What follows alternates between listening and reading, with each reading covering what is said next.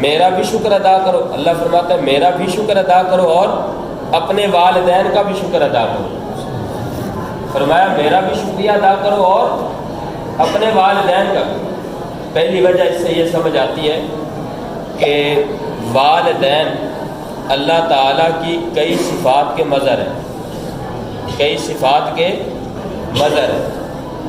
اللہ تعالیٰ حقیقت میں رب ہے اور پوری کائنات کا رب ہے، لیکن یہ صفت اللہ تعالیٰ نے بندے کے والدین کو بھی عطا فرمائی.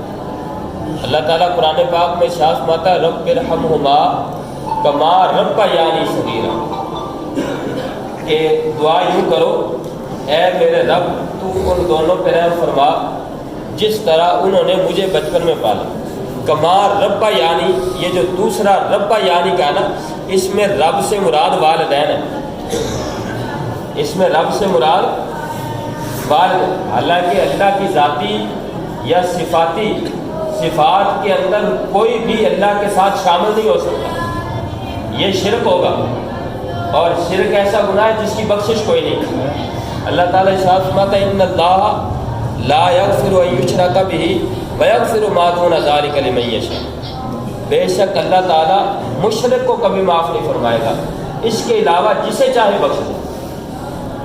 تو یہ شرک ہے. لیکن اللہ تعالیٰ اپنے بندوں میں سے جن کو والدین کا درجہ دیتا ہے ان کو ان کی اولاد کے لیے فرماتا ہے کہ یہ رب ہے. رب کا معنی پالنے والا. اللہ ساری کائنات کا پالنے والا ہے تو والدین اپنی اولاد کے پالنے والا.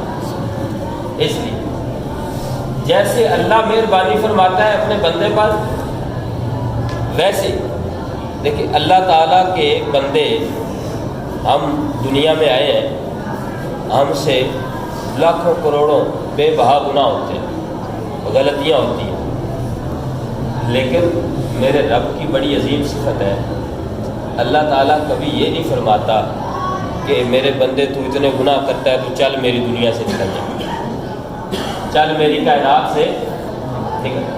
اللہ تعالیٰ کسی کو نکالتا نہیں، بلکہ اللہ تعالیٰ یہ چاہتا ہے کہ میرا بندہ اگر بھول بھی جائے تو کسی طریقے میری بارگاہ میں دوبارہ لوٹ آئے، منہ پھیر بھی لے تو کبھی لوٹ آئے، اس کو سمجھ آ جائے، واپس آ جائے، یہی چاہتا ہے.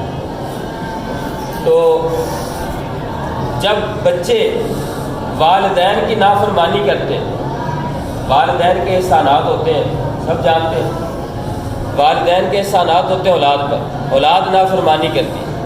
والدین بظاہر زبان سے اولاد کو کہہ بھی دے کہ گھر سے نکل جا، دفع ہو جا، ہماری نظروں سے دور ہو جا، لیکن دل کے اندر یہی سوچتے ہیں کہ یہ کوئی میں دل سے نہیں کہہ رہا، یہ تو میں اس لیے کہہ رہا ہوں کہ میرے بیٹے کو احساس ہو جائے اور وہ دوبارہ لوٹ آئے، اس کو سمجھ آ جائے کہ اس نے میرا دل دکھایا ہے، لیکن یہ نہیں میں کہہ رہا کہ میری نظروں سے دور ہو جائے.